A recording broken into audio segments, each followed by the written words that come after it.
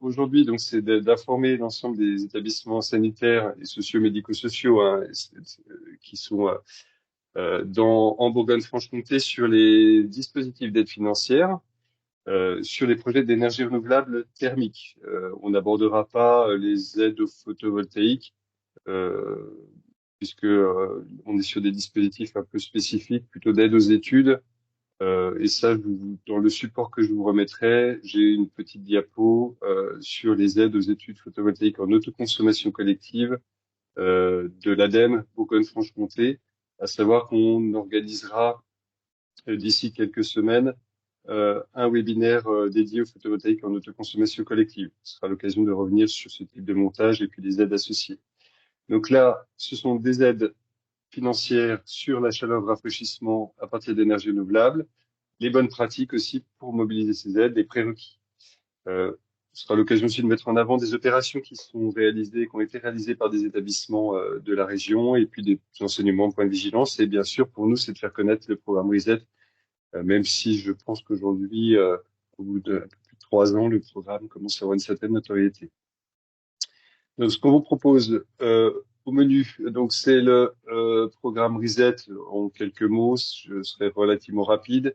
Quelques éléments du contexte du webinaire et notamment du programme.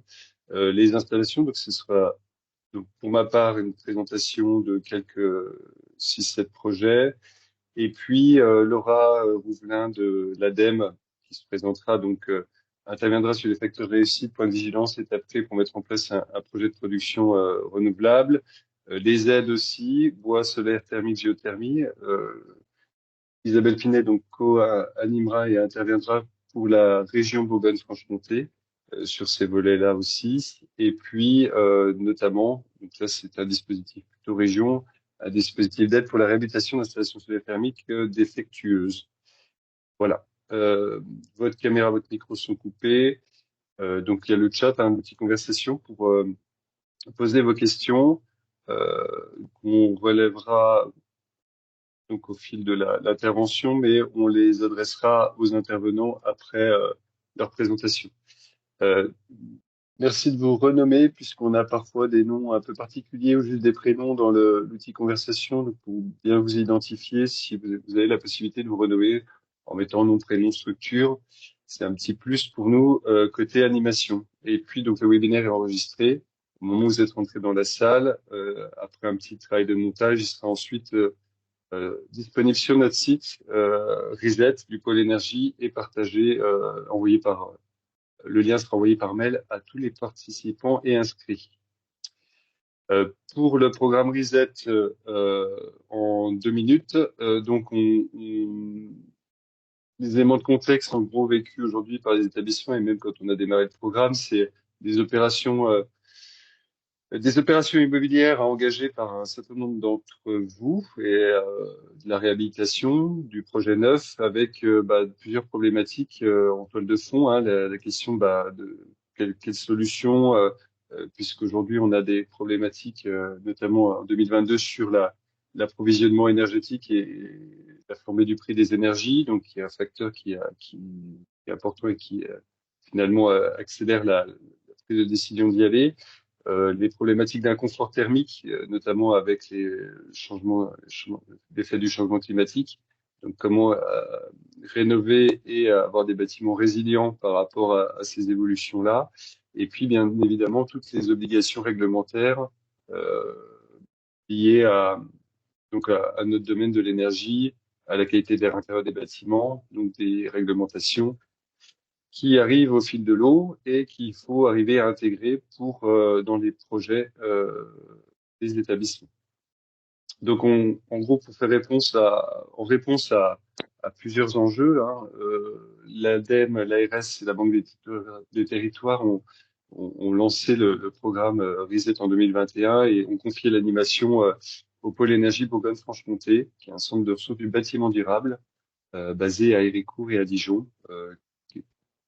La mission principale, la mobilisation des professionnels et acteurs du bâtiment et la montée en compétences sur les questions de transition écologique du bâtiment.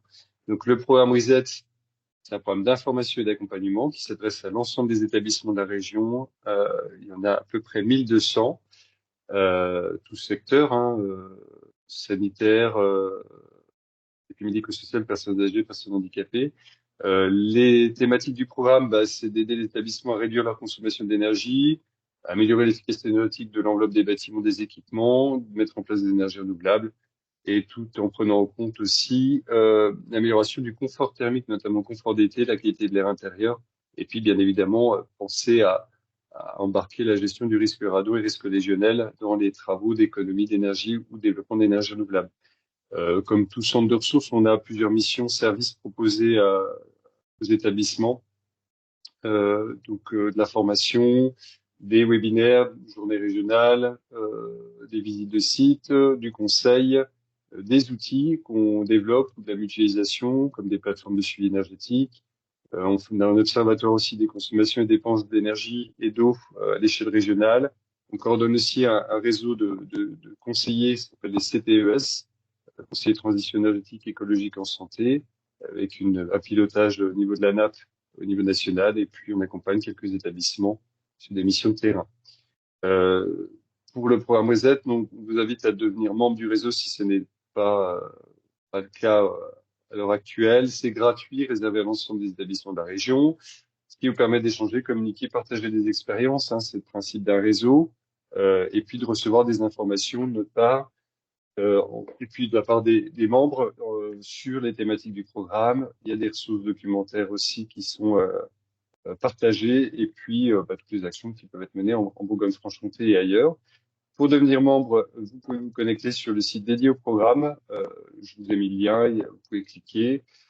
Et je voulais vous présenter rapidement une plateforme qu'on a mis en place. Donc là, il y a 170 membres en Bourgogne-Franche-Comté, des directeurs, directrices d'établissement, des directeurs, directrices de services techniques, responsables patrimoine, mais aussi des directeurs, directrices financiers. On a des médecins. Enfin voilà, c'est assez large au niveau des membres du réseau. C'est très ouvert. Et ça vous permet d'accéder. Donc là, vous avez l'interface. Donc une fois que vous devenez membre, vous pourrez vous connecter à cette plateforme pour accéder à l'annuaire des membres, au calendrier, aux événements. Là, vous voyez le webinaire d'aujourd'hui. Il y a un espace conversation. Là, on a discuté cette semaine sur les arrêtés valeurs absolues qui sont sortis pour le dispositif décret tertiaire. Et puis tout un tas de documents qui sont mis en ligne, des modèles de cahier des charges, des documents sur les aides financières, etc. Voilà. Pour vous présenter rapidement cette plateforme qu'on a mis en place il y a 2-3 mois avec l'appui d'ADEME, qui s'appelle Intradem d'ailleurs. Pour les projets des retours de projets d'énergie renouvelable thermique en Bourgogne-Franche-Comté, je fais une petite sélection de projets, il y en a quand même un certain nombre. Sur le Nord-Franche-Comté, vous avez l'hôpital, l'HNFC, l'hôpital Nord-Franche-Comté, qui est équipé d'une chaufferie bois. Bon, il y a du bois à gaz, hein, mais avec une chaufferie bois de 2 mégawatts qui permet de chauffer l'ensemble du site. On a donc des surfaces importantes. Hein, c'est un établissement, on est pas loin de 80 000 mètres carrés, surface utile. Et donc, on a, pour, pour retour sur les chiffres clés 2023, à peu près 87% de la production de chaleur, au chauffage chaud, qui est couverte par le bois énergie, et donc 13% par le gaz. Donc, vous voyez les montants. Grâce à cette solution bois-gaz, on a pour l'établissement un coût de la chaleur de 67 € du mégawattheure sortie chaudière. Donc là, vous avez les chiffres totaux, hein, donc c'est quand même assez impressionnant, mais c'est lié forcément à la taille et aux besoins énergétiques du bâtiment. Et donc, si l'hôpital avait fait le choix de chauffer uniquement ses locaux et de produire de l'eau chaude avec du gaz, on serait sur des dépenses bien supérieures, avec un plus 1,6 million. Hein. Donc là, on a une vraie économie de fonctionnement en passant par des énergies renouvelables. C'est juste la partie économique. Hein. Je vous ai pas montré les co-bénéfices. Et ça, Laura et Isabelle pourront vous en parler plus en détail. Donc, un coût de chaleur de 67 € et on est à 254 € de mégawattheure pour le gaz. Autre projet, les pâtes de Mamirol. Alors, j'ai mis en avant ce projet puisqu'on est sur un montage un peu, petit peu, je dirais, innovant sur un marché global de performance où l'établissement en fait achète. Il a un gros euh, un contrat de 8 ans avec un groupement qui a répondu. On a aussi bien la partie études, travaux, exploitation. On a des prix qui sont du coup fixés au moment du contrat et avec un engagement de performance. Donc ça, c'est intéressant. C'était une demande forte du maître d'ouvrage de l'EHPAD de Mamirol. Et donc, c'est une solution un peu voilà, clé en main. Donc, on a une assistance à maîtrise d'ouvrage. C'est le bureau d'études planaires qui a accompagné l'EHPAD, qui a réalisé en amont une étude de faisabilité. Et donc, on a soit un marché classique type AMOP, en lot séparé, étude conception, marché de travaux et puis marché d'exploitation. Et là, on a tout, c'est un tout en un, quoi. Voilà. Et ça, c'est vraiment intéressant pour l'établissement, avoir une visibilité financière sur 8 ans, donc avec un contrat renouvelable. Donc, on a organisé un webinaire il y a 2 ans déjà sur le projet. Vous pourrez trouver le témoignage du bureau d'études, donc Lionel Robe, le directeur, et puis donc les personnes de l'EHPAD. Autre projet assez innovant sur le montage, c'est l'IME de Maabray, donc un projet bois et un réseau de chaleur technique qui alimente plusieurs bâtiments. Donc là, vous avez de la chaufferie avec une offre clé en main et ça marchait un peu sous forme de concession. C'est-à-dire que l'IME n'a pas investi, ils achètent de la chaleur renouvelable en fait, clé en main et citoyenne, puisqu'il y a eu une participation aussi citoyenne pour l'investissement. Et donc en gros, l'établissement récupère la chaufferie au bout de 15 ans de mémoire. Donc l'investissement est porté par la société Forest ENR et qui vend de la chaleur. Le coût du mégawattheure, donc forcément il y a du bois, mais il y a aussi tout le reste, l'investissement, l'exploitation, etc., qui est dans le coût de la chaleur vendue à l'établissement. Et puis un côté pédagogique, on est sur un IME et donc les enfants aussi vont travailler sur des affiches, voilà, pour et ce volet pédagogique qui est vraiment très intéressant. Pareil, on a un webinaire qui a été réalisé il y a 2 ans.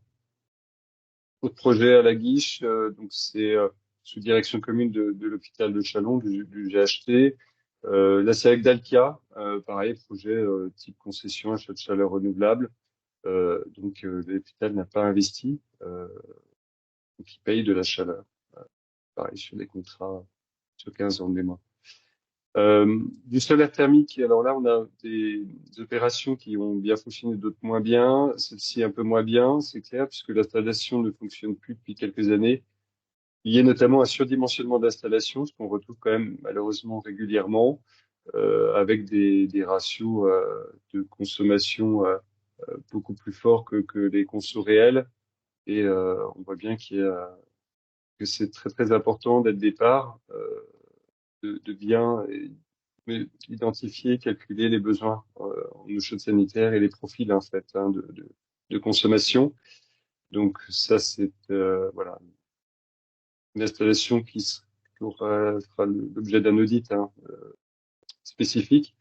Maison d'accueil spécialisée, pardon, foyer de vie à Lure, où on a une installation solaire thermique qui est présente, mais on n'a pas de sous-comptage, on ne sait pas du tout la difficulté pour suivre la performance de l'installation et de voir si tout simplement le système fonctionne, puisqu'en fait on a un appoint gaz euh, et du coup on ne sait pas si le taux de couverture solaire. Donc ça c'est une vraie difficulté qu'on retrouve sur pas mal de projets en fait. On peut avoir la possibilité de mesurer, de suivre et d'ajuster, de piloter l'installation, voire de faire des petits compléments quoi.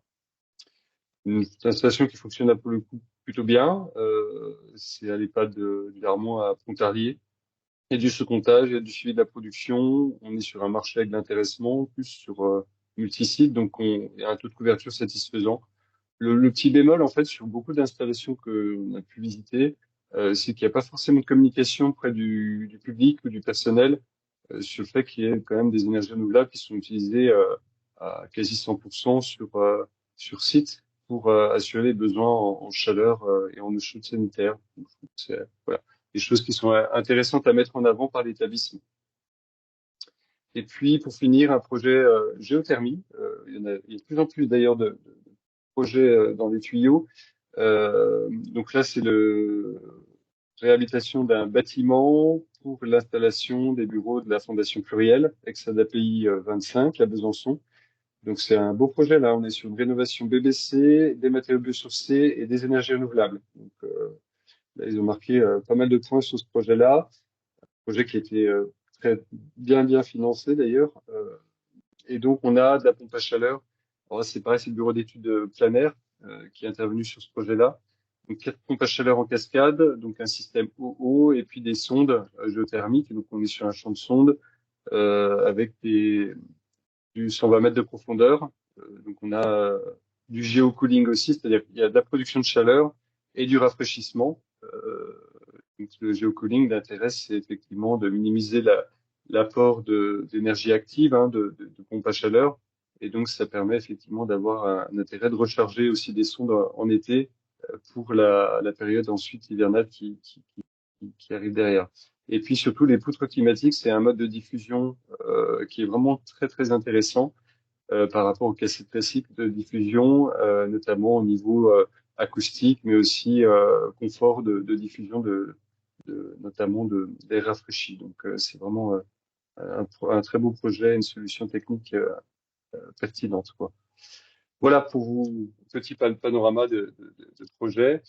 Je vais arrêter de partager mon écran. Vous trouvez bien sûr les supports hein, sur notre site.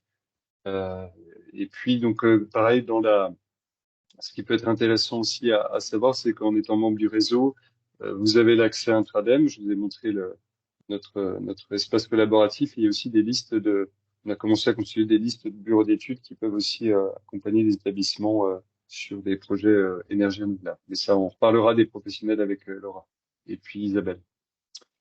J'ai un petit peu dépassé le temps, désolé. Voilà.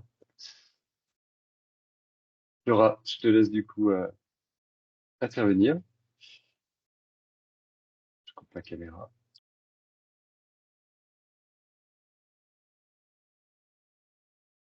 Alors Laura, on t'entend pas. De mon côté, je t'entends pas.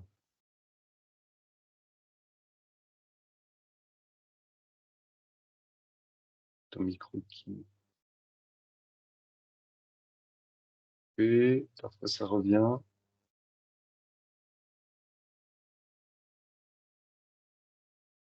Je t'entends toujours pas. Karine, je sais pas si de ton côté, tu entends Laura ou ça vient de moi.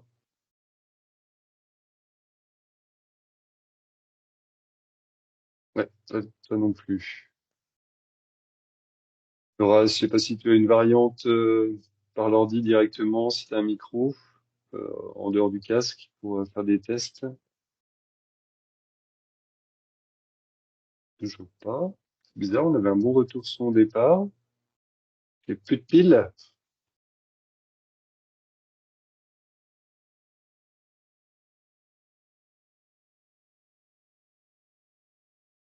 Non, toujours pas.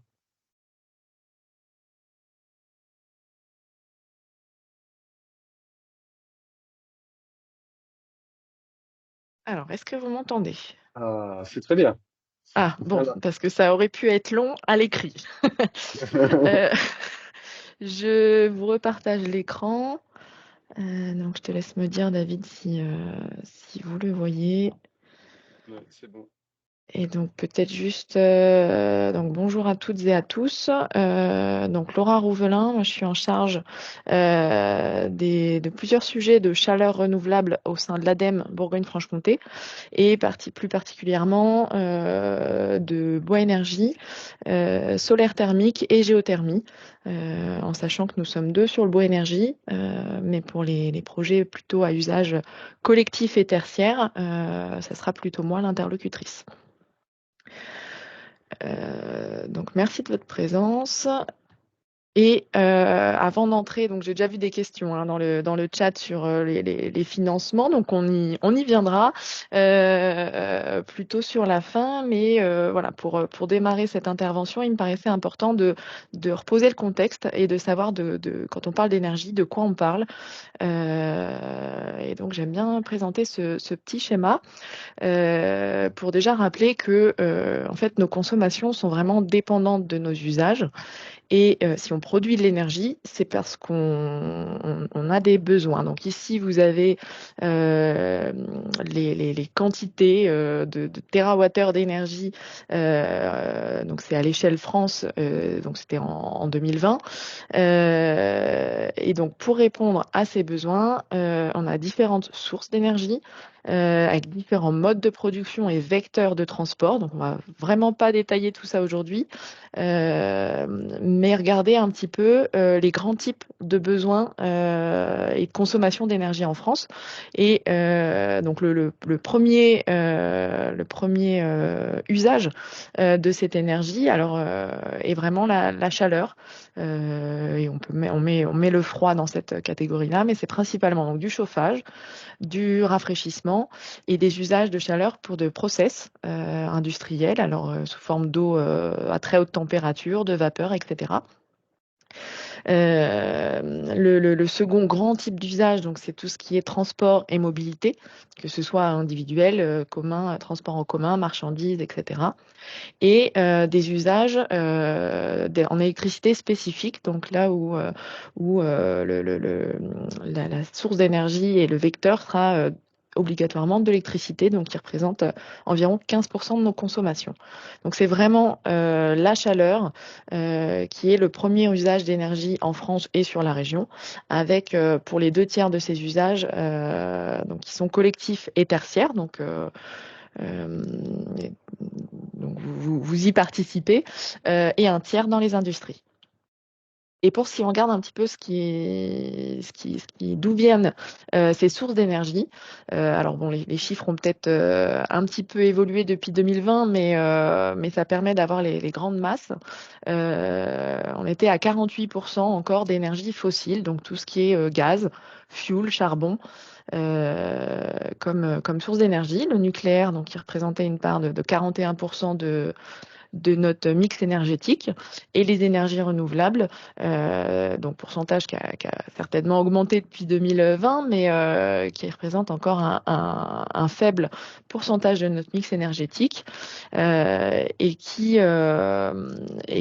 contrairement aux énergies fossiles et fissiles, ont la particularité de pouvoir être territorialisées et pas importées. Donc, vous l'avez vu, la chaleur représente le premier usage d'énergie. Aujourd'hui, on va parler, comme l'a dit David, uniquement de chaleur. Donc, on a des objectifs qui sont loin d'être atteints en France. Donc, de petits rappels.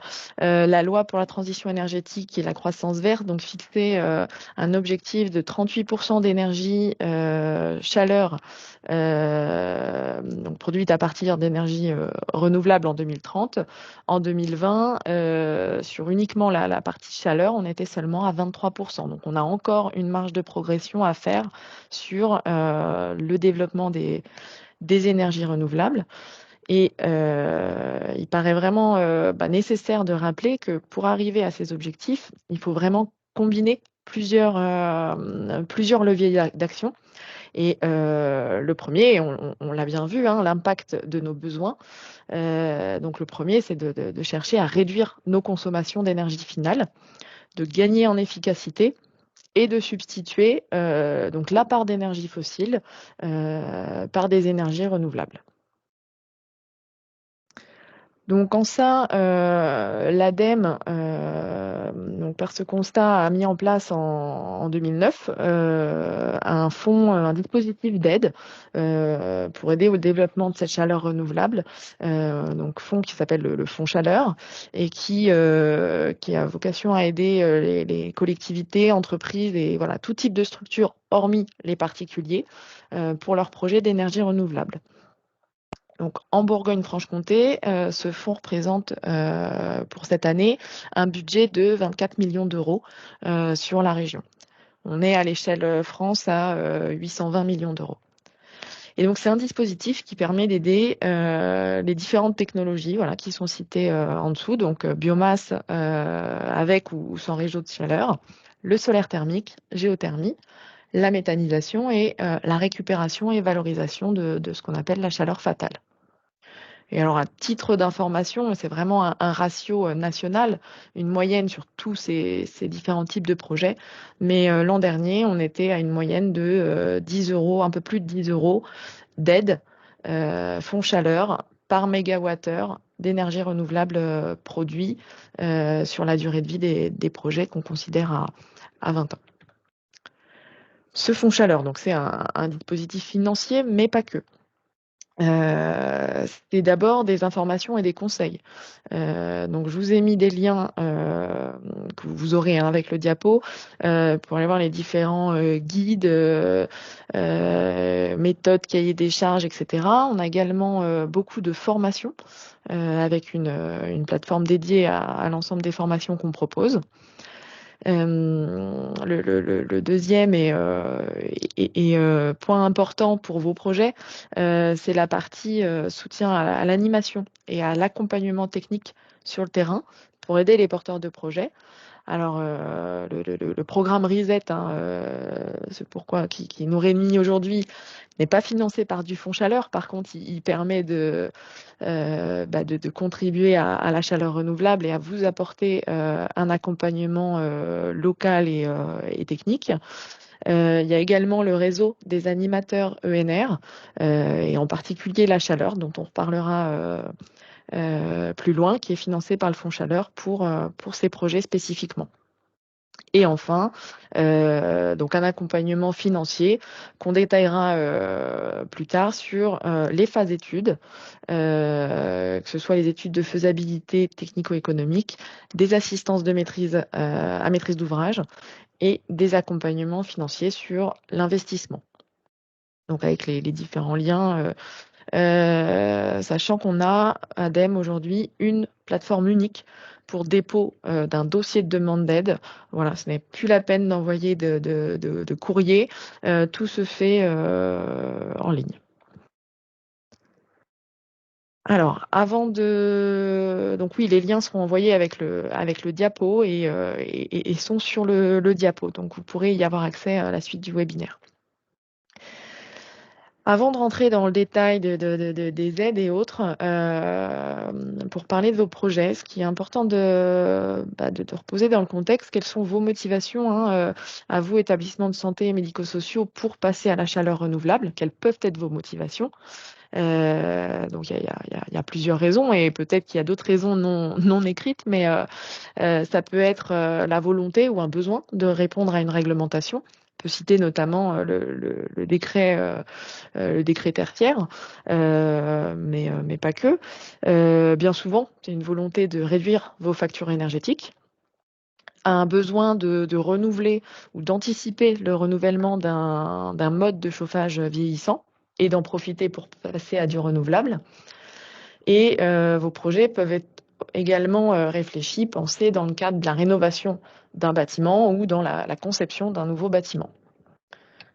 Mais on se rend bien compte que plusieurs freins peuvent exister au passage à l'action. Donc au passage à l'action, pour passer sur de la chaleur renouvelable, tout d'abord parce que c'est pas nécessairement votre métier. Vous n'êtes pas spécialiste énergie renouvelable. Enfin, je ne pense pas. Et si vous l'êtes, tant mieux. Mais je pense que voilà, rien que derrière cet écran, les participants ont des métiers variés, entre ce qui est des personnes avec des métiers plus techniques, des directeurs d'établissement, des personnes plus comptables, juridiques. Donc voilà, la partie énergie renouvelable n'est pas forcément votre domaine d'expertise.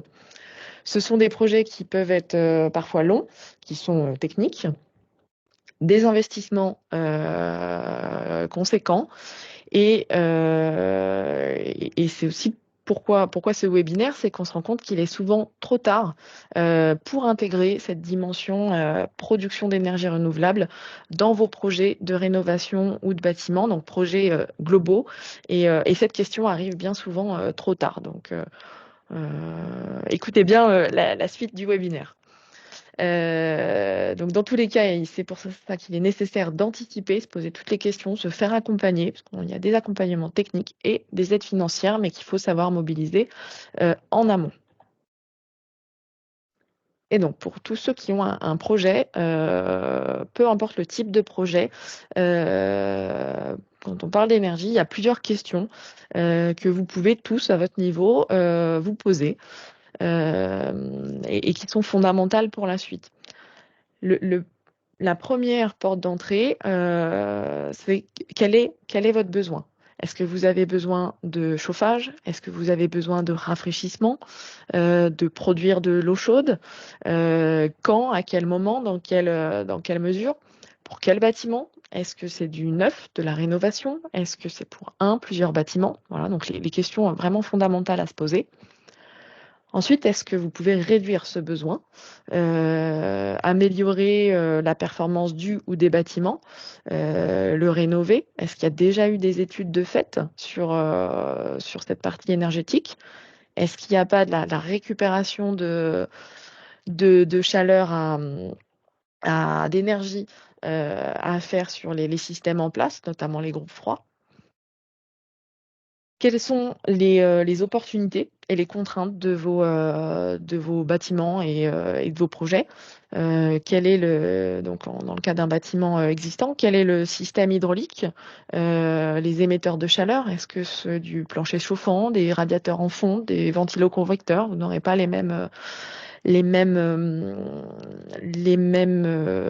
opportunités ou contraintes pour la suite.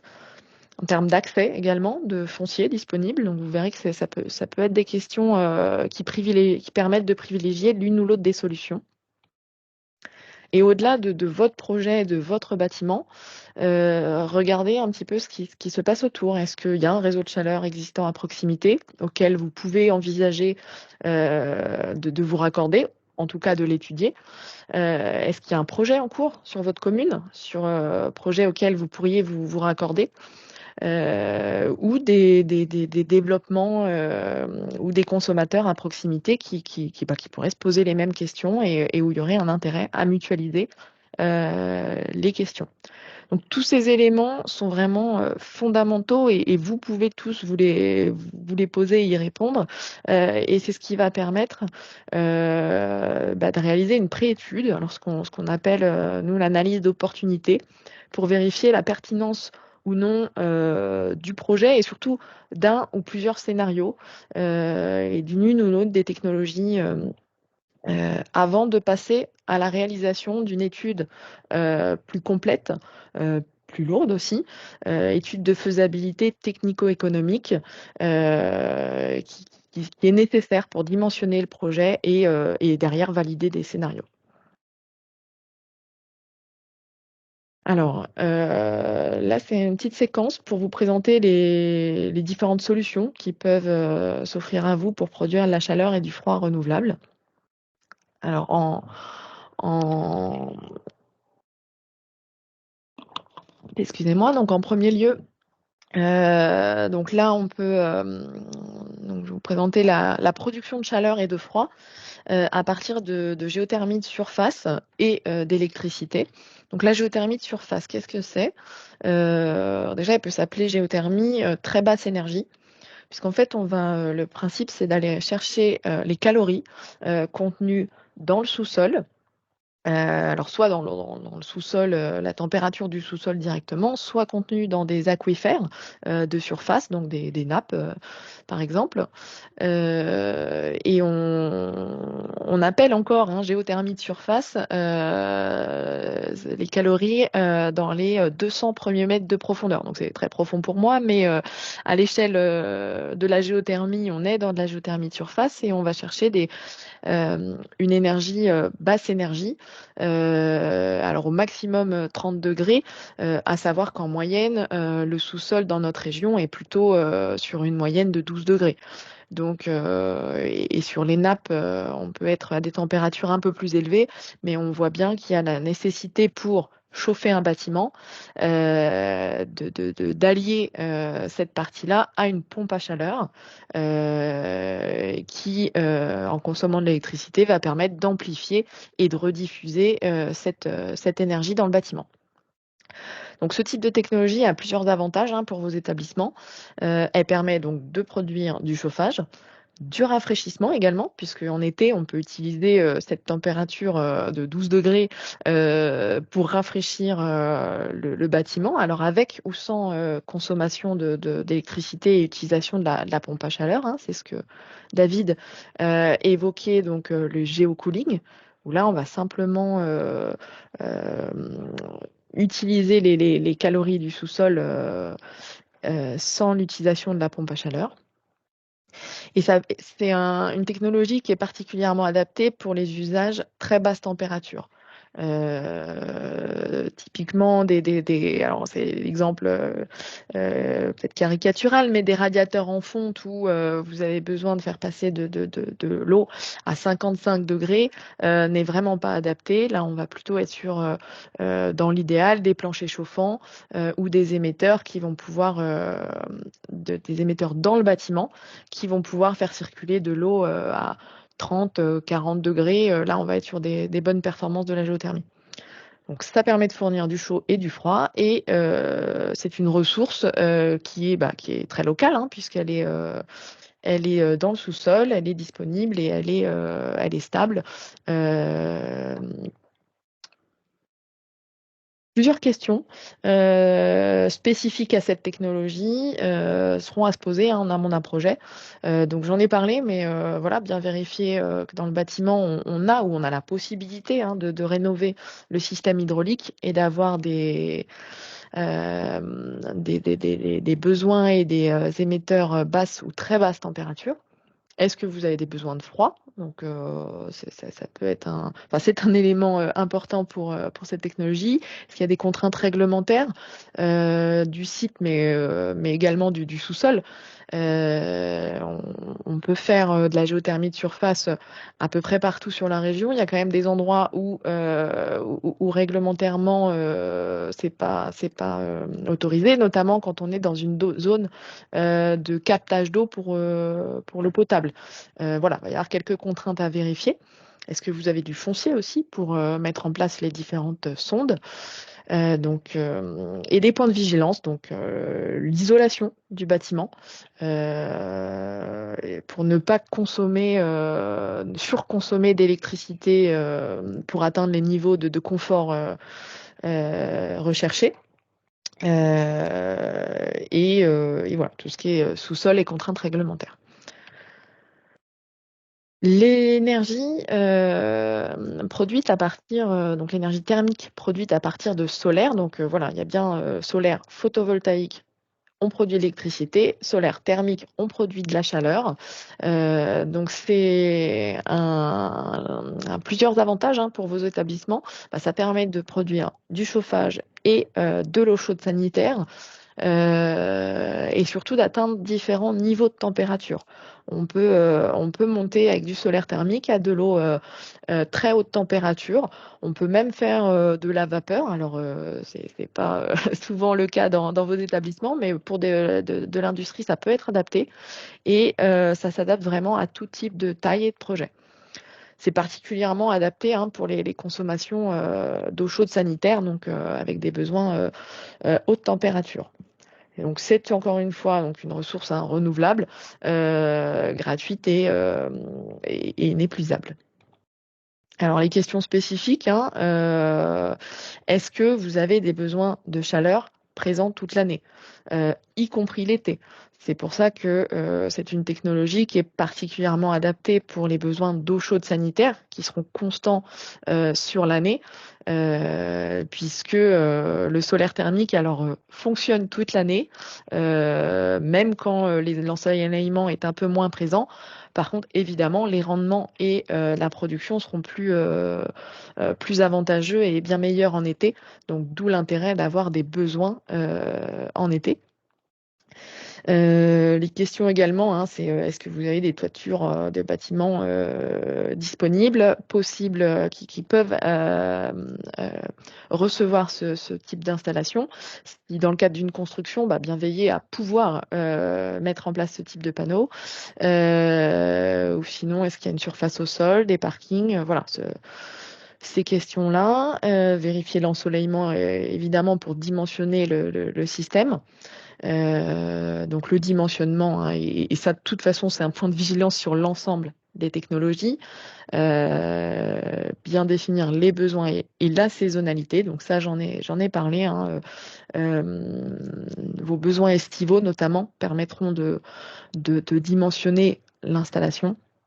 Et puis évidemment regarder les contraintes réglementaires. La production de chaleur à partir de biomasse, donc de bois énergie, voilà, il y a différents vocabulaires, vous permet de produire du chauffage, de l'eau chaude sanitaire également. C'est une technologie qui permet comme le solaire thermique, d'atteindre tout niveau de température, de produire également de la vapeur, hein, et de la très haute température. Donc c'est une technologie qui est adaptée à tout type de bâtiment et d'usage, toute taille, hein, de projet. Il peut être dédié à un bâtiment, donc une chaudière, une chaufferie pour alimenter un bâtiment, ou alors raccordé à un réseau de chaleur pour plusieurs bâtiments. Vous avez des types de combustibles variés. On peut citer donc le granulé, hein, les pellets, les plaquettes forestières, bocagères, délagages, les connexes de la transformation du bois. Donc tout ça sont ce qu'on peut appeler aussi des copeaux, des broyats de bois et les broyats de recyclage, de bois de recyclage. Donc vous voyez, c'est une technologie qui permet de valoriser une ressource naturelle qui est très présente localement. Et point important que je me permets de souligner aujourd'hui, une ressource qui est gérée en France et dans notre région, qui est gérée durablement. Et c'est par ce fait et à partir grâce à cette gestion durable que le bois énergie est considéré comme une énergie renouvelable. Donc elle n'est pas inépuisable, mais elle est renouvelable et très locale. Alors les questions spécifiques à se poser, hein, donc je l'ai déjà évoqué, mais est-ce qu'il y a déjà un réseau de chaleur à proximité ou une mutualisation possible? Alors, il y a une filière d'approvisionnement en bois présente sur l'ensemble de la région, mais la possibilité de se faire approvisionner et trouver un fournisseur de combustible, de vérifier les modes d'approvisionnement, le type de camion, c'est vraiment un point à anticiper. Donc, les accès pour ces livraisons. Quelle sera la taille du camion? Est-ce qu'il peut tourner? Est-ce qu'il peut livrer le silo? Est-ce que vous avez un emplacement pour mettre en place cette chaufferie et le silo de stockage? Parce que c'est une technologie qui nécessite quand même un peu de place et des questions spécifiques sur la partie accès. À bien anticiper pour que tout se passe correctement. Les points de vigilance, donc le dimensionnement de l'installation, hein, pour avoir une installation performante, en gardant en tête que contrairement euh, à une chaudière gaz qu'on cherche à ne plus utiliser, hein, et à substituer. Les chaudières bois fonctionnent le mieux quand elles fonctionnent à plein régime. Alors même si les technologies, hein, ont vraiment évolué et qu'aujourd'hui on peut faire varier l'utilisation et la puissance utilisée de la chaudière, il est important de bien la dimensionner pour qu'elle fonctionne au maximum de ses capacités et avoir les meilleures performances. Évidemment, l'adaptation du combustible à la chaudière et à ses besoins en termes de granulométrie, donc la taille, en termes d'humidité. Donc 2 points à anticiper. Et j'en ai déjà parlé, je ne vais pas y revenir, mais les conditions d'accès et de livraison. Un petit point sur les réseaux de chaleur.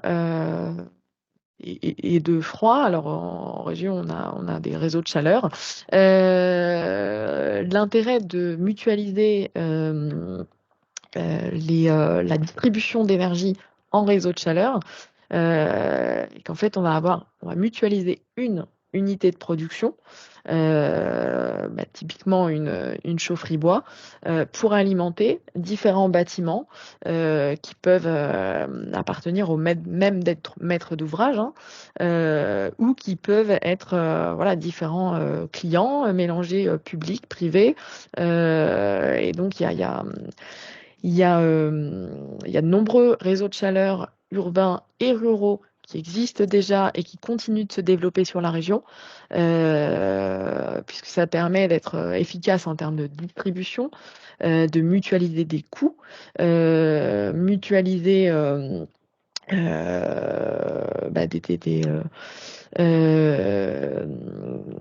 tout ce qui est coûts, exploitation, maintenance, etc. Donc ça a vraiment plusieurs avantages pour vos établissements, soit en vous raccordant à un réseau de chaleur et en achetant de la chaleur simplement. Donc ça peut être un gros avantage quand on n'a pas à porter l'ensemble du reste du projet, à gérer les approvisionnements et autres, mais à acheter au même titre qu'un contrat d'achat de gaz, hein, d'acheter de la chaleur issue du renouvelable. Euh, les études pour les réseaux de chaleur peuvent être portées par la collectivité, par la ville ou la commune, c'est de leur compétence, hein, de la vente de chaleur. Alors parfois c'est l'agglo, mais en général c'est la commune. Et bien avoir en tête que vos établissements, qui sont quand même d'importants consommateurs, que ce soit chauffage ou chaude sanitaire, sont souvent structurants pour la création et le développement de réseaux de chaleur. Donc surtout quand vous avez un projet, n'hésitez pas à vous rapprochez-vous de votre commune. Donc les questions spécifiques, est-ce qu'il y a déjà enfin voilà, j'ai déjà évoqué tous ces points et les points de vigilance. C'est pas parce qu'il y a un réseau de chaleur qui passe à côté de votre établissement qu'il sera toujours simple de se raccorder. Néanmoins, d'interroger la possibilité et de l'étudier enfin, en tout cas d'interroger cette possibilité est capitale. Et ensuite, de voir si c'est possible ou dans quelle mesure ou à quelle échéance de temps. Et puis la question qui se pose, hein, est la question du portage de ce projet, puisque ce sont des projets qui bien souvent mélangent public et privé. Alors ça fait beaucoup d'informations, mais pour ceux que ça intéresse d'aller plus loin, alors là je suis restée dans les quand même dans les grandes lignes, hein, mais de ces technologies, mais pour ceux qui s'intéressent d'aller un petit peu plus loin, il y a ce e-learning, donc les fondamentaux de la chaleur renouvelable, qui vous permettra, donc qui est gratuit, hein, qui vous permettra d'avoir un peu plus d'éléments de ratios, de chiffres sur ces différentes technologies. Alors si vous n'êtes pas déjà tous assommés, maintenant que vous voyez un petit peu quelle technologie vous pouvez mettre en place, il y a une partie très importante qui est comment vous pouvez vous faire accompagner techniquement sur vos projets. De l'idée jusqu'au projet. Il y a sur la région des animateurs dont le rôle est de vous accompagner. Donc, vraiment le réflexe, dès que vous avez un projet, donc surtout vous, établissement santé médico-sociaux, vous avez la chance d'avoir un réseau dédié. Donc, usez-en. Et je dirais que le premier réflexe, c'est de contacter votre animateur, votre conseiller, pour lui présenter ce projet ou cette idée. Hein. Ça n'a pas besoin d'être. Enfin, d'ailleurs, c'est mieux quand c'est pas déjà un projet abouti. Donc, voilà, David l'a représenté, vous connaissez. Mais c'est la première chose à faire. Et quand il y a la mise en place d'une technologie chaleur renouvelable. Il y a un réseau, donc le réseau d'animateurs ENR, qui est mis en place et cofinancé par l'ADEME, la région et le FEDER, et qui permet vraiment d'accompagner les porteurs de projets, donc publics et privés, sur ces projets. Concrètement, ils peuvent réaliser donc ce que j'évoquais tout à l'heure, les études d'opportunité. Ils peuvent vous aider et soutenir le conseiller RISET pour vous diriger vers la solution la plus adaptée à votre projet, vos contraintes, vos besoins, vous accompagner sur la suite du projet. Donc il y a les contacts en dessous, mais de toute façon, vos conseillers RISET les connaissent et feront le lien. Et en fonction de votre projet, donc voilà, et de l'opportunité, de la pertinence de celui-ci et de l'un ou d'autre des scénarios, les animateurs pourront vous orienter vers l'étude de faisabilité technico-économique qui là sera réalisée par un bureau d'études spécialisé et certifié RGE. Donc, s'il n'y a pas d'animateur ENR sur votre territoire ou si l'opportunité est évidente pour passer directement en faisabilité, voilà, il y a des étapes qui peuvent sauter, mais ces animateurs sont vraiment là pour faire le point avec vous sur votre projet. La faisabilité, ce qui va vous permettre de décider de poursuivre, de passer à l'action, de choisir un scénario avant d'engager les études de maîtrise d'œuvre, les travaux, la réception et de la mise en fonctionnement de votre installation. Et l'animateur ENR peut vous accompagner ou vous conseiller sur ces différentes phases. L'étude de faisabilité, donc je crois que j'ai déjà dit qu'il y a une étape cruciale de votre projet. Elle aborde vraiment différents points. Elle est complète, donc elle va vraiment permettre de définir, de quantifier vos besoins en termes de chauffage, de rafraîchissement, d'eau chaude, de quantifier donc sur l'année, est-ce qu'il y a des périodes, à quel moment, la performance du bâtiment, le niveau d'isolation. Elle va permettre de vous mettre en évidence les travaux ou réglages pour réduire ces consommations d'énergie, et elle va vraiment prendre l'ensemble de ces besoins actuels et surtout futurs pour proposer une solution technique dimensionnée, donc avec une puissance installée, les solutions techniques, quel type d'approvisionnement, de le quantifier et de voir ce que ça va donner aussi en termes de concrètement logistique et technique par la suite. Elle va aborder les différents aspects réglementaires et environnementaux, et également une partie économique et financière qui non seulement va aborder la phase investissement, mais pas que. Donc dans les cahiers des charges ADEME et région, la volonté est vraiment de parler en coût global de la chaleur. Donc un coût global de la chaleur, c'est le coût de cette chaleur en euros par mégawattheure sur 20 ans et qui inclut l'investissement, l'achat de combustible et la consommation de combustible, mais également l'exploitation, la maintenance et des provisions pour anticiper un renouvellement de matériel dans 20 ans. Donc c'est vraiment ce coût global, énergie renouvelable, qu'on demande dans le cadre de cette étude de comparer à l'énergie fossile, et ça vous permet, vous, de voir aussi à partir de combien d'années, malgré un investissement important, ce coût global sera plus intéressant avec du renouvelable que du fossile, et notamment de regarder l'impact des aides potentielles auxquelles vous pouvez bénéficier.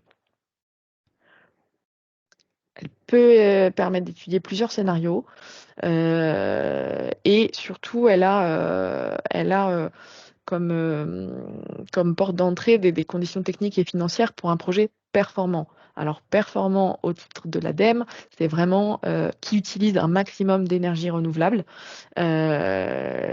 et qui remplace qui substitue le fossile et qui économiquement est faisable également. Ça évite de surdimensionner les installations. Le surdimensionnement, hein, c'est des coûts supplémentaires, c'est de l'usure prématurée, c'est beaucoup d'ennuis. Euh, et cette étude est vraiment à voir comme un outil d'aide à la décision. Vous l'avez vu, elle est très complète, mais elle vous permettra de déclencher une prise de décision. Sont des résultats qui vous permettront d'engager des discussions en interne, hein, parfois d'échanger entre les services techniques, les services direction, comptabilité, de vulgariser des éléments techniques, parfois de convaincre, et puis aussi de permettre d'organiser la suite et d'avoir une idée de, de ce que ça aura comme impact sur le fonctionnement interne. Alors, il y a des aides financières pour ces études de faisabilité, donc via le fonds chaleur que j'ai évoqué au début. Aujourd'hui, donc, les subventions peuvent aller de 60 à 80% du coût hors taxe de l'étude, donc en fonction de la structure. Et à savoir que en moyenne, c'est en fonction de la technologie et de l'étude, le coût est de l'ordre de 3 à 10 000 euros, suivant le type du projet. Et alors, pour vous donner une petite idée, donc 80% c'est pour les petites entreprises. Donc, c'est pour les structures de moins de 50 salariés et avec un chiffre d'affaires ou un bilan inférieur à 10 millions d'euros. 70% ce sera pour les moyennes entreprises et 60% les grandes entreprises. Point capital à répéter, re-répéter, toute demande d'aide, et c'est pas uniquement sur la faisabilité, c'est toute demande d'aide, ADEME et tout organisme d'aide, la demande doit être faite avant d'avoir signé l'offre et le devis du bureau d'études. C'est vraiment important parce que c'est des aides, les aides publiques ont un caractère incitatif. Donc, si vous avez déjà signé, on considère que vous n'aviez pas besoin d'aide et saviez que vous étiez en mesure de financer l'étude. Deux grandes conditions pour bénéficier de cette aide. Répondre au cahier des charges, donc dont les différents points que j'ai évoqués juste avant, et être réalisé par un bureau d'études neutre, indépendant, donc c'est-à-dire qui ne vend pas de matériel derrière, qui aura et qui est certifié RGE dans la technologie du projet. Et bien noter que en fait ces bureaux d'études vont vraiment être experts sur le bois énergie, le solaire, la géothermie, et c'est pas nécessairement, et c'est d'ailleurs régulièrement, pas les mêmes bureaux d'études que ceux qui rénovent ou conçoivent vos bâtiments. Voilà, il va y avoir des expertises différentes et complémentaires des bureaux d'études qui vont travailler ensemble, hein. Les éléments de bâtiment vont être nécessaires pour l'étude de FESA chaleur renouvelable, mais ce ne sont pas les mêmes, donc à bien avoir en tête pour solliciter les bons BE. Et le lien pour déposer votre demande d'aide. Tout ça, donc l'importance hein, de la faisabilité. Par contre, c'est quand même complet, ça prend du temps. Et entre le premier contact à votre animateur, de rédiger, d'adapter un cahier des charges, de solliciter un prestataire, de lancer l'étude, de faire le rendu, etc., ça prend en moyenne c'est une moyenne, hein, 6 mois. Donc il y a vraiment un besoin d'anticiper. Pas attendre le dysfonctionnement d'une installation existante, voilà, tous les établissements qui ont une chaudière vieillissante, surtout, n'attendez pas qu'elle montre des signes ou de dysfonctionnement pour se poser toutes ces questions et réaliser les études. Et pour les établissements qui auraient déjà investi il y a très peu de temps dans un nouveau système de chauffage, qui viennent de racheter une chaudière gaz, je dirais que celle-ci peut servir d'appoint à la solution renouvelable. C'est pas parce que vous venez d'acheter une chaudière gaz il y a 3 ans que vous allez devoir attendre 20 ans pour réfléchir à passer sur du renouvelable. Ça peut être intégré. Et dans le cadre d'une rénovation globale de bâtiments ou d'une construction, faut vraiment lancer l'étude de faisabilité euh, chaleur renouvelable dès la phase programme et donc y penser en amont. Donc là,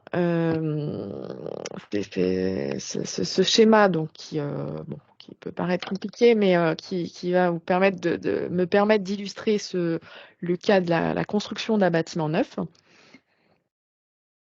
et de l'importance d'anticiper. Donc vous avez là les différentes étapes que je pense que vous connaissez peut-être d'ailleurs mieux que moi sur le programme de construction de vos bâtiments. En dessous, donc en gris, j'ai mis les principaux intervenants entreprises sur ces programmes. Donc en phase conception, la phase avant-projet sommaire, là vous allez encore avoir vous avez déjà une idée quand même précise du projet, mais vous avez encore des variantes, des options. Vous avez un estimatif du coût et du planning prévisionnel, mais qui va pouvoir encore avancer. Et c'est vraiment en phase d'avant-projet définitif où là, vous allez voilà, choisir la variante retenue, avoir un chiffrage précis, certainement aller négocier des prêts ou engager ces discussions. Quand vous passez à la phase aux phases de conception détaillée, de planification, là, vous allez avoir des plans définis et avant de consulter les entreprises et de signer la suite et les devis pour les travaux et les commandes. Et ce qu'on se rend compte, c'est que souvent, encore bien souvent, c'est à ce moment-là, avant de signer les commandes, les travaux, les devis, que les porteurs de projets se renseignent sur l'aide qu'ils peuvent avoir sur la partie chaleur renouvelable. Combien je peux avoir pour ma chaudière bois? Combien je peux avoir pour mon projet de géothermie? Avant de signer, où tout le bâtiment est déjà millimétré. Et là, la question qu'on vous pose, est-ce que vous avez réalisé une étude de faisabilité? Est-ce que vous avez comment a été conçue la chaufferie, le dimensionnement? Est-ce que vous avez déjà tout ça avec un bureau d'études RGE dans la technologie? Et malheureusement, c'est pas toujours le cas.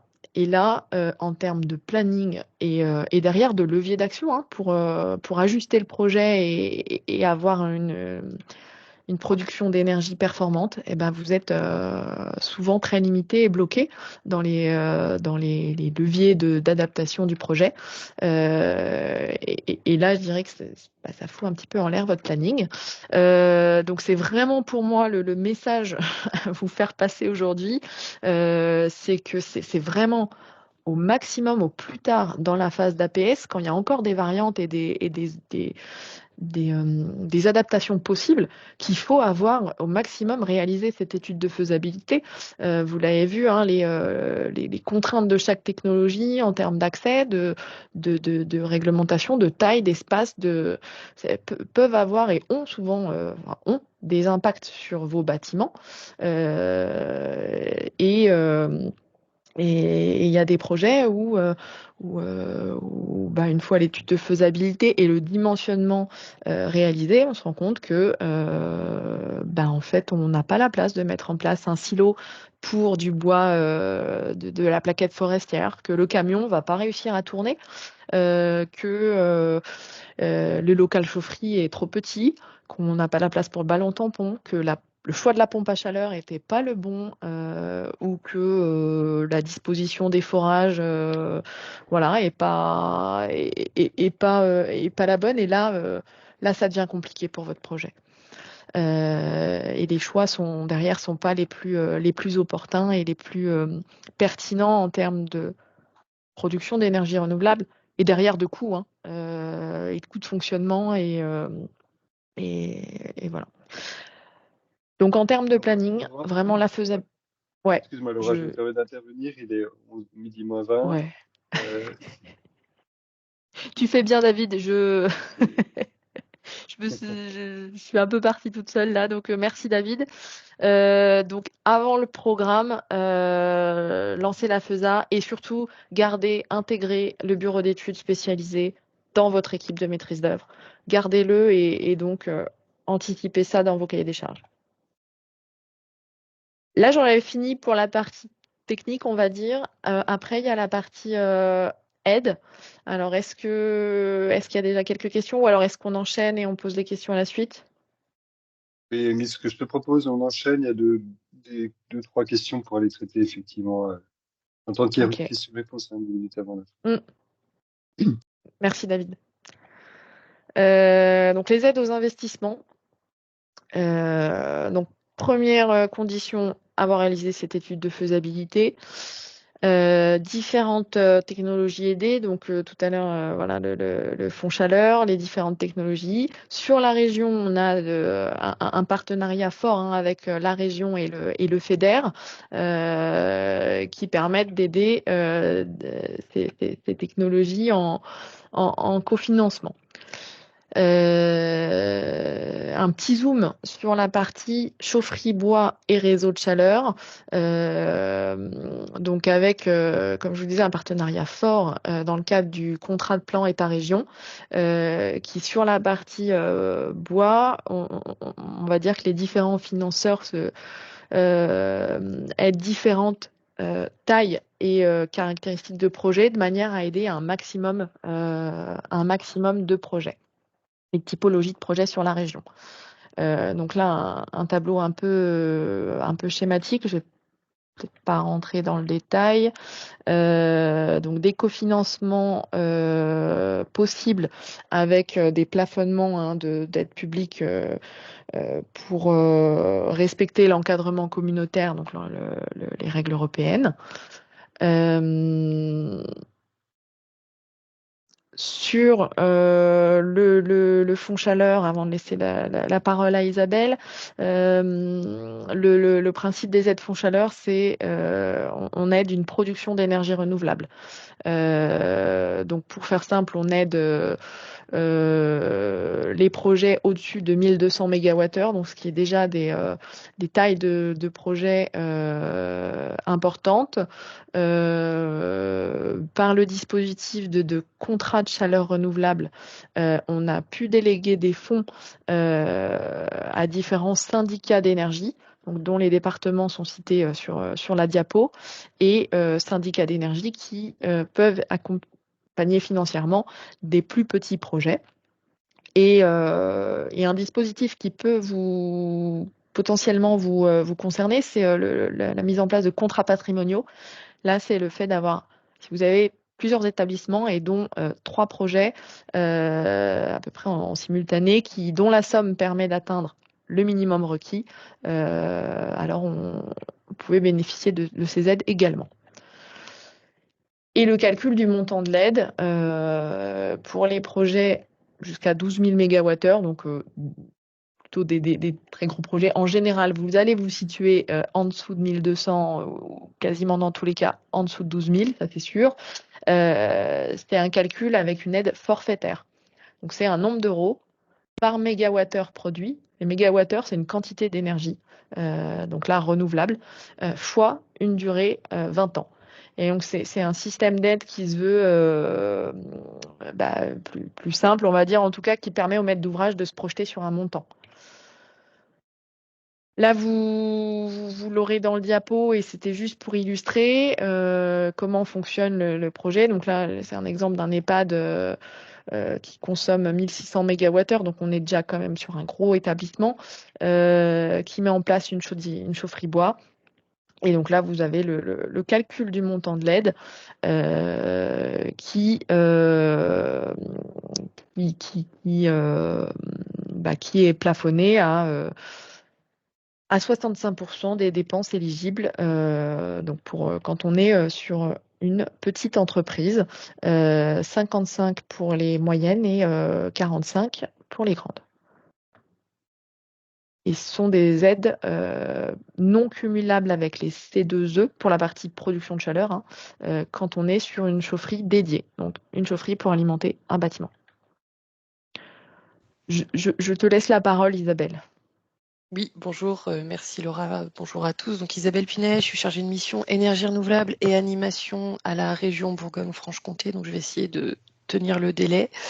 Donc je vais peut-être aller un peu vite, mais il n'y a pas beaucoup de choses qui ont changé par rapport à l'an dernier au final. Donc nous, sur les aides sur les chaufferies biomasse, on aide donc en termes de chaudière, tout ce qui consomme plaquettes forestières, connexes des industries du bois et éventuellement du granulé, mais uniquement pour l'appoint secours.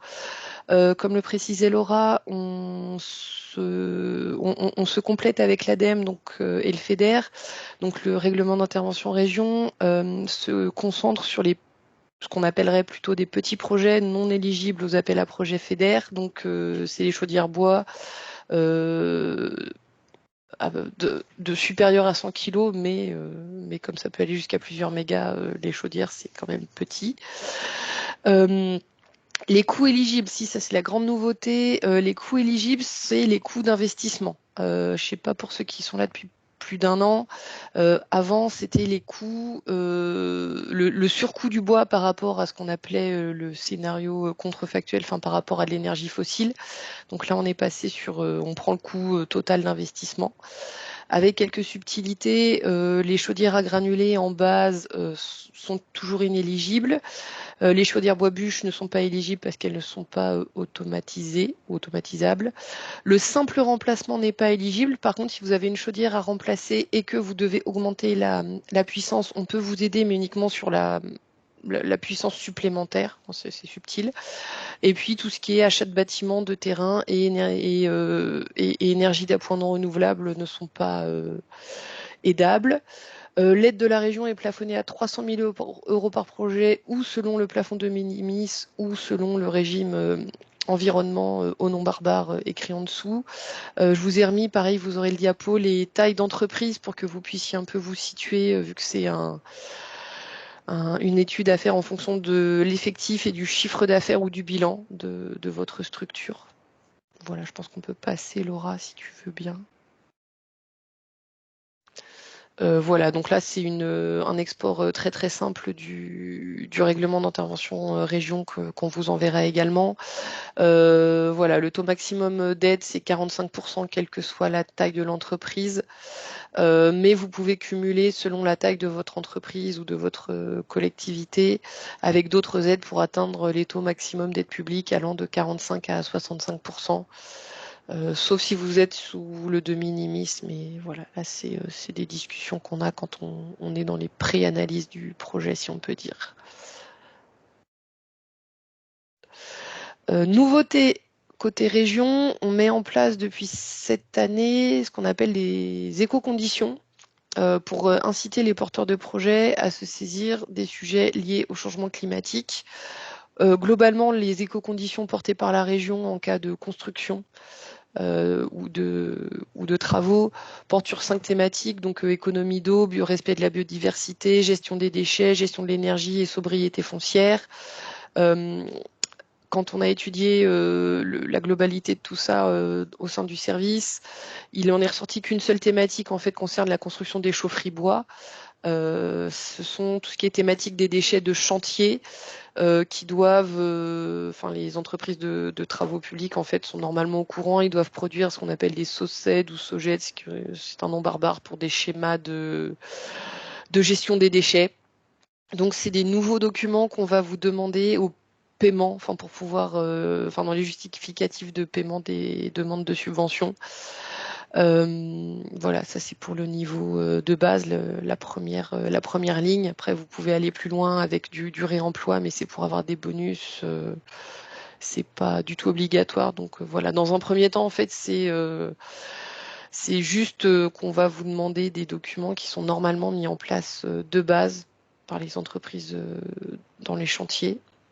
On se rend compte que c'est pas si évident que ça, mais voilà, on vous accompagnera là-dessus. Donc ce sera quelque chose à avoir en tête et on travaillera certainement ensemble sur éventuellement des cahiers des charges types pour penser à les mettre dans vos cahiers des charges pour que vous puissiez les avoir sans courir après pendant des heures. Voilà. Si tu peux passer, Laura, s'il te plaît. Le FEDER, je commence et puis tu complèteras, ça te va? Je prends ça pour un oui. Côté, donc l'Europe gère aussi des fonds européens, le FEDER, qui aide les chaufferies biomasse uniquement avec réseau de chaleur. Donc c'est plutôt pour des plus grosses chaufferies que celles citées précédemment. Ce sont les mêmes combustibles qui sont visés. L'Europe vient toujours en cofinancement d'autres fonds, que ce soit ADEME ou région. Et les appels, le FEDER fonctionne par appel à projet pour cette thématique-là. Donc l'appel à projet, c'est un espèce de concours entre les projets et donc les projets sont notés avec une grille qui est disponible dans le lien qui est en bas de la diapo. Donc tout est expliqué, mais voilà, les 4 critères de notation, c'est le prix de vente de la chaleur, le contenu CO2 du kilowattheure, le taux de plaquettes forestières et assimilées utilisées et le taux d'énergie renouvelable et de récupération sur l'énergie totale distribuée par le réseau. D'ailleurs, je vois que j'ai une petite coquille. L'aide FEDER est plafonnée à 50% de l'assiette éligible et maximum 1 million d'euros par programme. Mais ça se cumule vu que ça vient toujours en cofinancement avec les autres aides. Vous avez le détail dans le lien en bas. Je ne sais pas si Laura, tu veux préciser si j'ai été trop vite ou pas. Peut-être juste préciser que sur notre région, le FEDER continue d'aider les projets chaufferie bois et réseau de chaleur. C'est vraiment pas le cas sur toutes les régions. On n'est pas dans les dernières régions où il y a vraiment une volonté de continuer à soutenir ce type de projet et les critères. Voilà, c'est le dispositif d'appel à projet permet d'aller finalement chercher plus de subventions, de déplafonner. Je vous indiquais tout à l'heure un 65% pour les petites entreprises.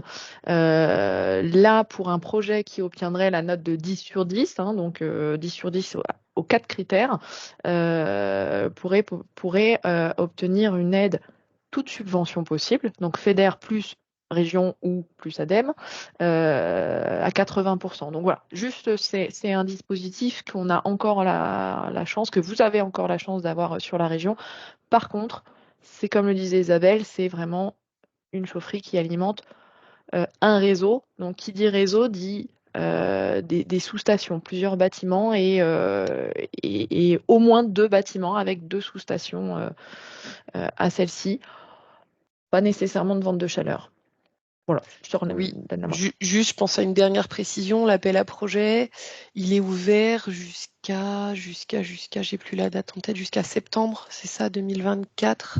Tu me corriges, tu me complètes. Oui, ça doit être ça avec plusieurs relèves, on va dire. Il y a trois relèves, mais il est actuellement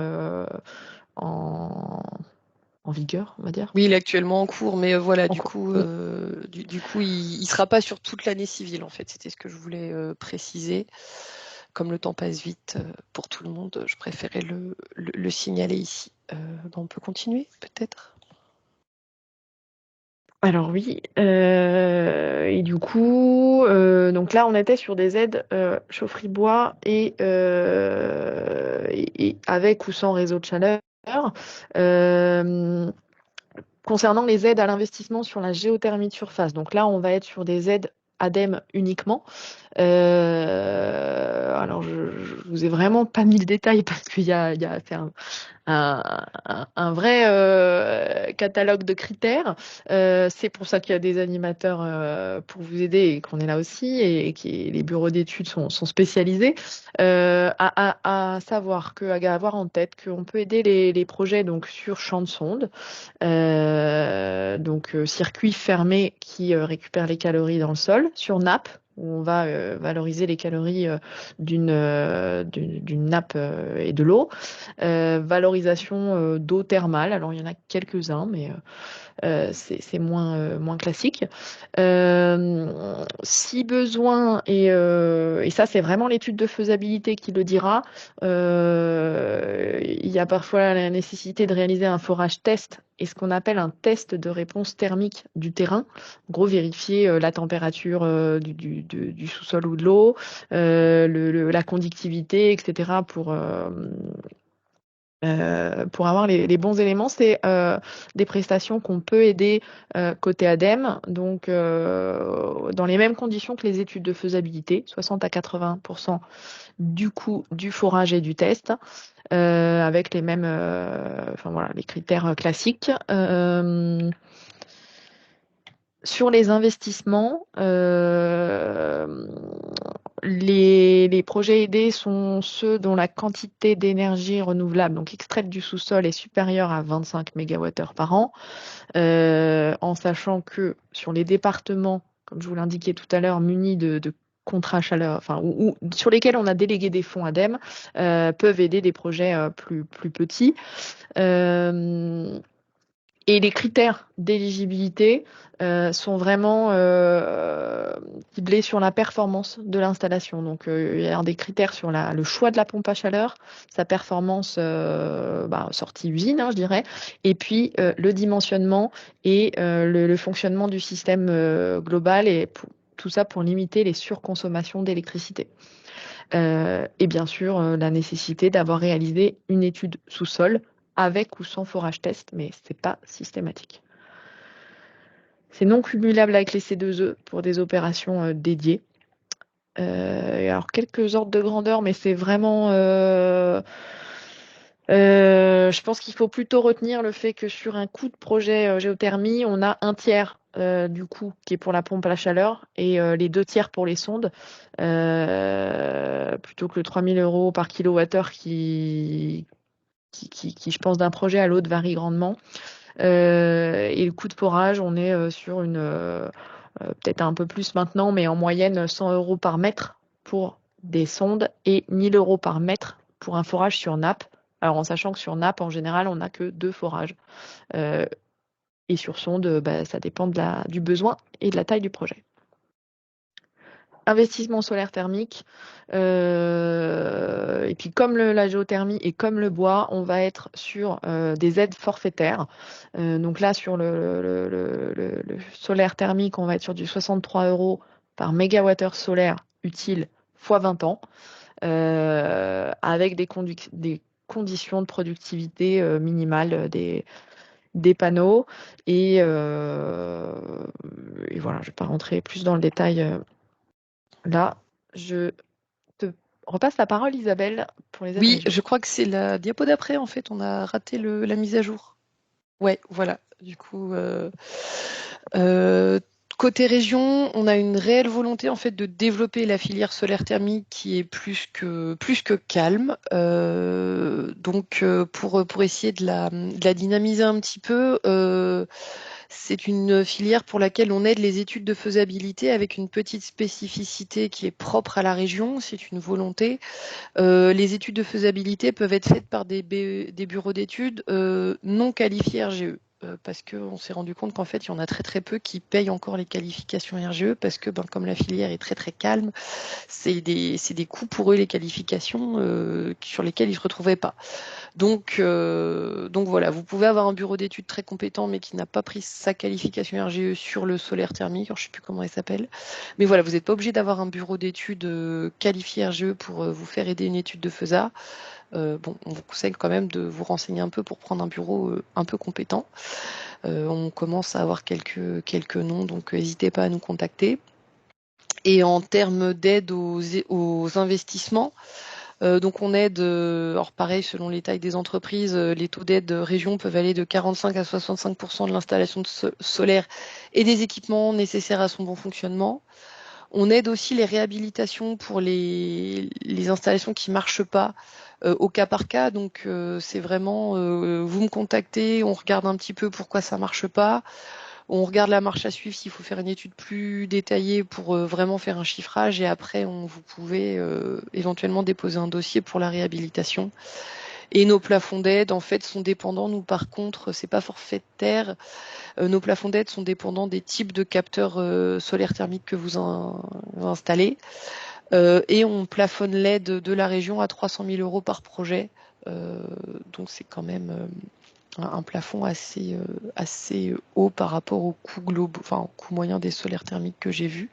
Mais voilà, l'info importante, c'est que les réhabilitations peuvent être aidées à condition que ça soit une vraie réhabilitation parce qu'il y a eu des vrais soucis dessus et pas juste un défaut d'entretien. Enfin, c'est voilà. Donc voilà, je vois que l'heure tourne, qu'on est déjà en retard, donc je vais m'arrêter là.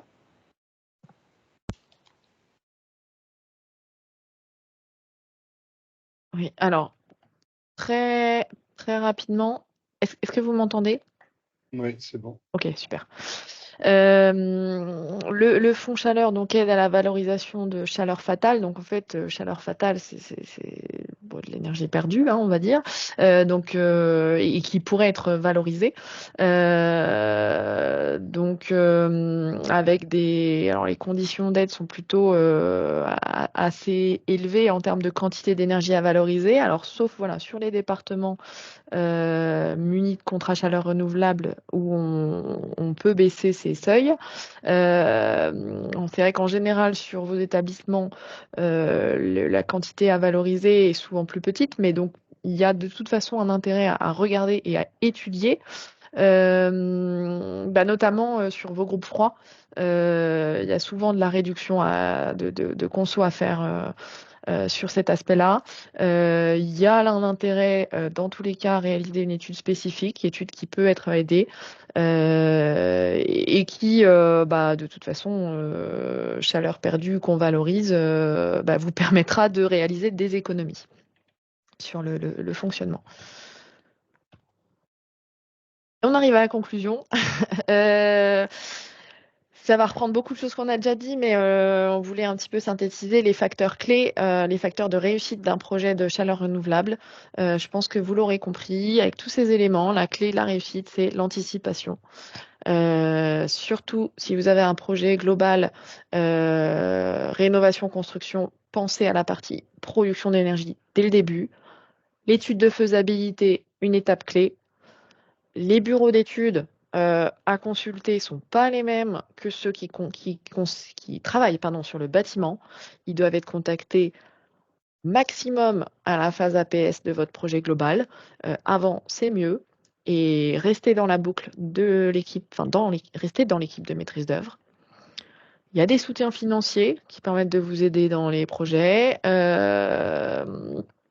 On l'a abordé, mais rapidement, mais c'est un facteur clé de réussite du fonctionnement des projets, c'est la prise en main de cette installation, son entretien, sa maintenance, le suivi, notamment pour faire les réglages, les réglages appropriés, l'importance de la formation interne, hein, de dédier, de voir s'il faut ou non dédier des personnes à ces aspects-là, déléguer quoi, etc.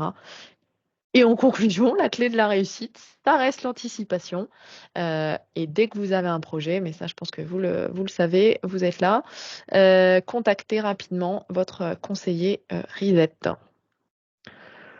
Je vous remercie pour votre attention. J'espère que on vous a pas trop assommé, notamment avec la première partie. Je ne sais pas s'il y a Il y a eu deux, trois une ou deux questions. Alors, questions. les personnes, malheureusement, quittent au fur et à mesure, mais on pourra Mm, faire un retour écrit sur ces deux questions ou trois questions. mm. Il y avait notamment la question sur une aide spécifiquement au raccordement réseau de chaleur. Est-ce qu'elle, qui, ce qui est une aide ADEME aux régions ou C2E? Euh, on a pas mal de cas comme ça, hein, où des établissements sont sollicités par des délégataires de réseau. Mm. Il y a, alors si,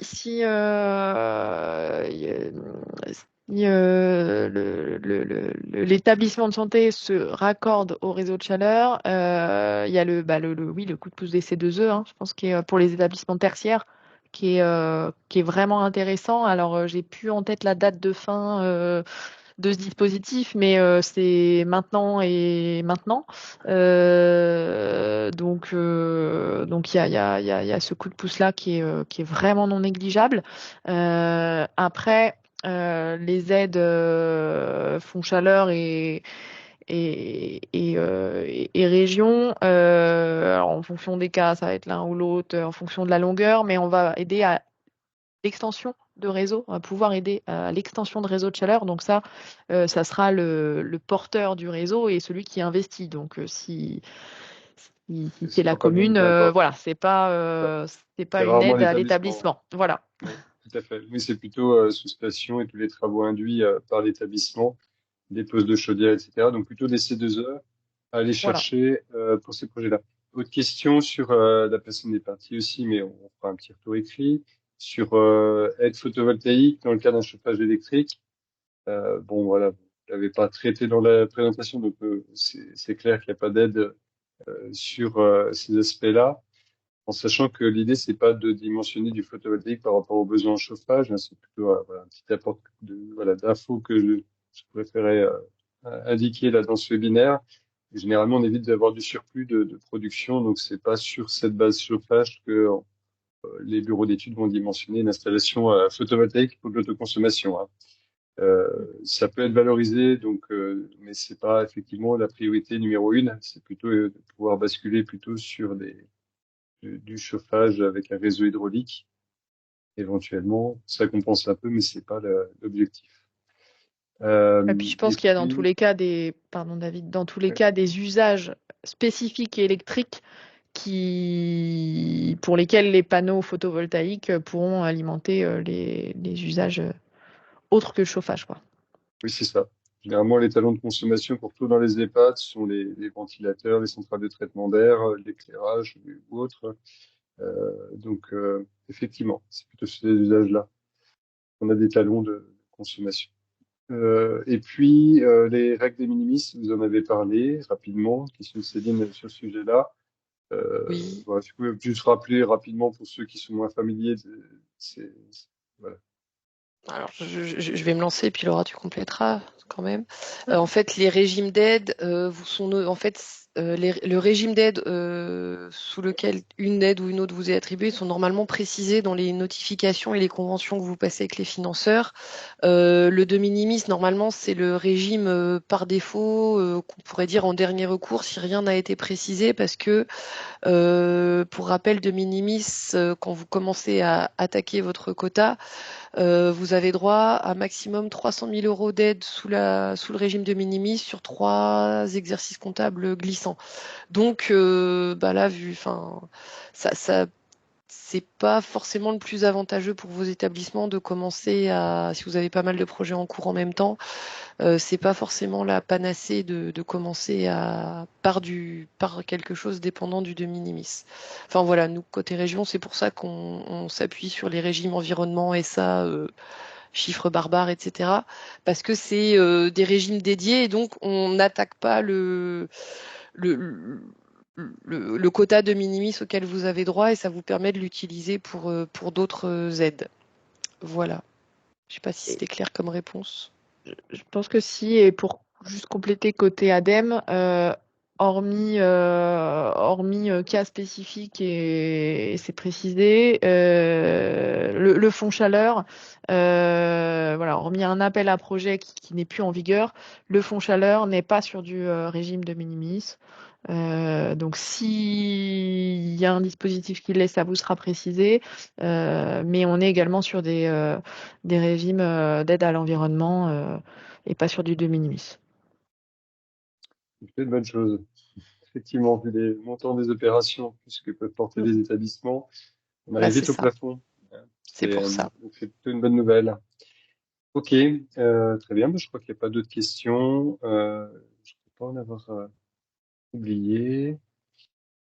Eh ben, merci beaucoup, Laura. Merci Isabelle pour vos interventions. Et puis, s'il y a des documents complémentaires, voilà, je les relayerai en plus de la présentation et du replay. Hein, s'il y a des règlements d'intervention et des liens spécifiques sur les dispositifs. Pareil pour les coordonnées des animateurs ENR, etc., etc., ou des référents de ces fameux contrats de chaleur territoriaux. Alors, j'ai plus le terme, je crois que c'est ça, qui sont les syndicats d'énergie en Bourgogne-Franche-Comté. Oui, oui, oui, on t'enverra tout ça. Alors, côté région, toutes les coordonnées, animateurs, CCRT, tout ça, c'est en cours de mise à jour. Donc, il faut que ça soit rendu joli par nos services com. Donc, c'est travail en cours. Ça arrivera très, très prochainement. Mais j'ai pas de date à vous indiquer là tout de suite. Mais je Mais ne on a manquerai les pas de te faire contacts. suivre. Voilà, je manquerai pas de te faire suivre. Et s'il y a des questions en attendant que les docs de com soient mis à jour, on mettra en contact directement les gens. Il n'y a pas de souci. Très bien. Et puis, dernière info, avec l'Inodré, notre apprenti, on est en train de mettre à jour notre tableau des aides 2024. Donc, il y aura les coordonnées bien sûr, d'Isabelle et de Laura et de leurs collègues sur les autres ENR et l'efficacité énergétique. Donc, vous trouvez un petit récap qu'on est en train de finaliser au pôle énergie. Voilà. Eh ben, merci. Merci à ceux qui sont encore là aussi et ceux qui ont participé. Et puis, eh ben, à très vite. On vous enverra des infos sur les prochains webinaires du programme EZ. Bon appétit et à très bientôt. Merci Merci encore à à tous les tous. deux. Bon Merci appétit. Bon David. week-end. Au Au Bon revoir. revoir. week-end, ouais. Au revoir.